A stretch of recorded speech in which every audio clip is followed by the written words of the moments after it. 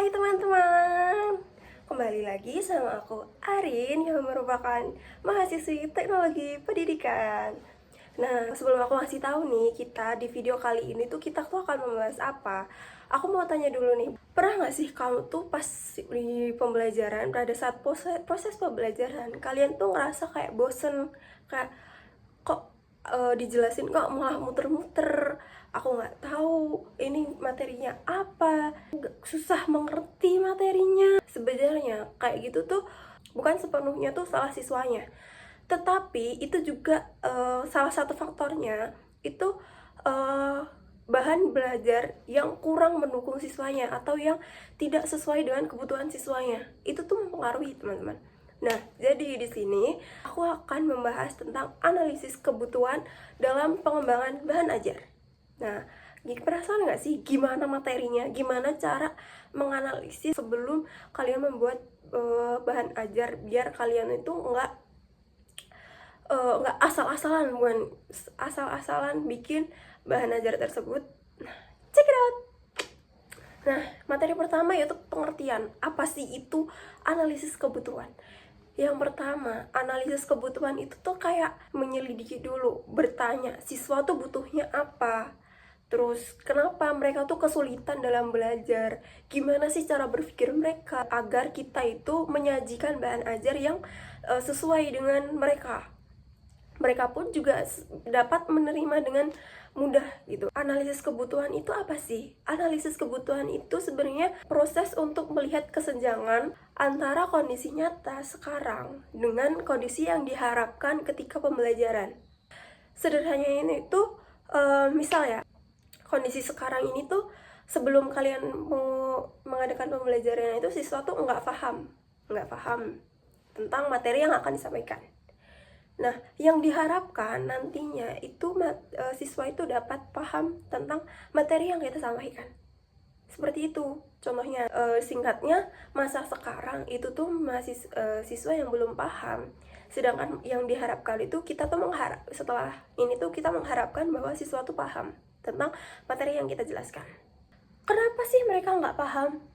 Kenapa? Karena udah dijelasin panjang kali lebar kali tinggi, yeping di depan beberapa menit, tapi kenapa kok tetap aja nggak paham gitu? Terus apa yang kurang?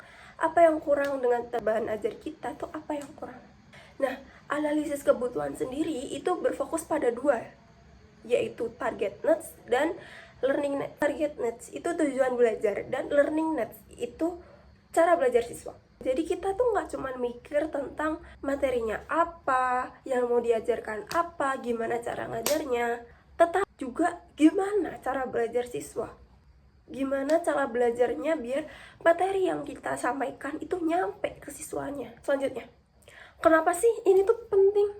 Kenapa analisis kebutuhan itu penting? Itu kenapa?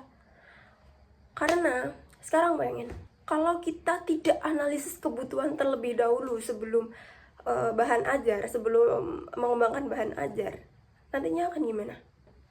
Siswa lebih butuh video pembelajaran atau bahan ajar itu berupa video. Tetapi yang kita sajikan itu kita malah bikin modul, dimana ya itu tuh teks aja, nggak ada gambarnya. Jadi kayak siswa tuh butuhnya tuh gambaran. Kenapa materi itu tuh harus ada gambaran? Kalau nggak ada gambaran, siswa nggak tahu, tidak bisa menggambarkan, tidak bisa berimajinasi. Contoh, pada mata pelajaran sejarah, kalau tidak menggunakan gambar atau video, apakah siswa tersebut mengerti? Apakah siswa tersebut itu ada imajinasi, bisa ngebayangin gimana kondisi perang pada saat itu? Nah, tetapi jika kita menggunakan video, bahan ajar video, kita tuh memberikan gambaran kepada siswanya. Oh, berarti kejadiannya tuh seperti ini, kondisi perang saat itu tuh seperti ini. Jadi, nah kalau kita pelajarannya sejarah tapi nyajiinnya teks, cuman cerita, jadinya apa? Siswa butuhnya video, tapi yang kita sajikan teks. Jika disatukan, akan normal. Siswa menjadi tidak paham, menjadi kurang paham terhadap materi yang kita sampaikan. Seperti itu. Maka dari itu, analisis itu penting banget. Kalau di awal aja udah salah, pasti kedepannya juga akan menimbulkan masalah-masalah lain. Tapi kalau analisisnya tepat, yang akan terjadi itu bahan ajarnya jadi nyambung, siswanya jadi paham, jadi mengerti, jadi berfokus pada kita. Pada saat pembelajaran itu, siswa fokusnya tuh ke kita. Siswanya menjadi tertarik dengan materi yang kita sampaikan.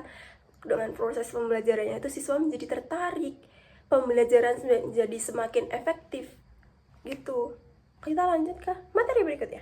Nah, materi selanjutnya yaitu apa yang akan dianalisis. Dalam analisis kebutuhan, kita tuh nggak cuma asal nebak aja. Ada beberapa hal yang harus dilihat, ada yang beberapa hal yang harus dianalisis. Nggak cuma asal-asalan, oh ini analisis, ini analisis, ini analisis, ini analisis. No, ada beberapa. 3 hal utamanya. Yang pertama, karakter siswa. Misalnya karakter siswa, kita tuh memiliki karakter siswa yang lebih suka visual atau teks. Misalnya kita tuh memiliki siswa yang, apakah siswa yang kita ajar itu lebih suka dengan visualisasi atau teks. Terus kalau kemampuan mereka berpikir itu sejauh mana, kemampuan mereka belajar itu bagaimana, gitu. Yang pertama, karakteristik siswa. Yang kedua, kesenjangan belajar. Apa sih maksudnya? Kesenjangan belajar yang dimaksud di sini itu apa yang belum mereka pahami. Jadi itu pengetahuan tiap murid dan murid lainnya itu pasti berbeda. Gak ada yang sama. Si A taunya udah sampai sini, si B masih di sini.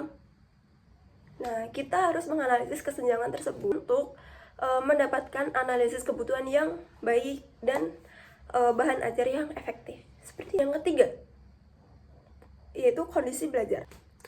Nah, apakah di sekolah kita itu adakah internet, adakah perangkat yang memadai kalau kita mau memakai digitalisasi, menggunakan bahan ajar digitalisasi, apakah di situ tuh terdapat internet yang baik, apakah diperbolehkan menggunakan HP. Karena kadang tuh masih ada sekolah-sekolah yang membatasi muridnya untuk menggunakan HP, untuk membawa HP. Kita itu benar-benar melihat kondisi nyata di lapangannya, bukan asumsi pribadi aja, agar analisis kebutuhan kita tuh hasilnya baik. Nah, gitu. Caranya gimana sih melakukan analisis? Biasanya itu pakai 3 cara. Yang pertama itu observasi. Jadi kita datang ke lapangan langsung, kita melihat yang ada di sana itu apa, bagaimana, dan kita akan menyesuaikannya dengan observasi. Nah, kedua, wawancara. Kita bertanya kepada masyarakat sekitar, kepada siswa, kepada guru yang ada di lingkungan tersebut. Kalau ke masyarakat sekitar gimana kondisi di sana, tujuan belajarnya untuk apa. Yang ketiga, itu ada angket kuesioner. Dari ketiga cara tersebut, kita tuh dapat mengumpulkan data tersebut. Mengumpulkan data, terus dianalisis. Ini kita tuh ngumpulin fakta, terus dianalisis. Bukan tentang asumsi pribadi atau feeling aja. Kamu datang, terus kamu dapat data, terus dianalisis, terus dibikin bahan ajarnya. Tapi data kalian itu bukan tentang feeling kalian aja, tapi apa yang terjadi di lapangannya. Aku kasih contoh ya. Misalnya nih, ada guru yang ngajarin materi tentang sejarah Indonesia. Tapi masalahnya kalau sejarah itu kayak kalau diceritain siswa jadi bosan. Kalau gurunya itu menggunakan cerita. Jadi pada masa kemerdekaan dulu, pada 1900 terus nah akibatnya apa? Siswanya itu bosan, nggak fokus, terus nilainya rendah. Kita tuh mikir bahwa siswanya yang bermasalah, siswanya yang malas, siswanya yang gitu. Jadi itu tadi analisis kebutuhan yang aku jelasin dengan sederhana dan pendek sekali. Semoga kalian tuh mengerti tentang analisis kebutuhan. Jadi analisis kebutuhan itu penting ya teman-teman. Ingat, analisis kebutuhan itu penting sebelum kita mengembangkan bahan ajar. Oke? Jadi kita harus melakukan analisis kebutuhan terlebih dahulu. Semoga kalian paham. Itu kita tuh tahu masalah sebenarnya, kebutuhan siswa, solusi yang tepat. Kalau kita langsung bikin bahan ajarnya tanpa melakukan analisis, ya hasilnya bisa melesat dan sia-sia. Kita udah ngomong panjang kali lebar di depan ngejelasin ke anak murid kita, tapi bahan ajar yang kita pakai itu nggak sesuai, itu hasilnya ya kurang tepat, kurang efektif. Itu aja yang bisa aku sampaikan. Semoga penjelasan yang aku kasih ke kalian dapat memahami video aku kali ini. Dan terima kasih sudah menonton. Bye bye.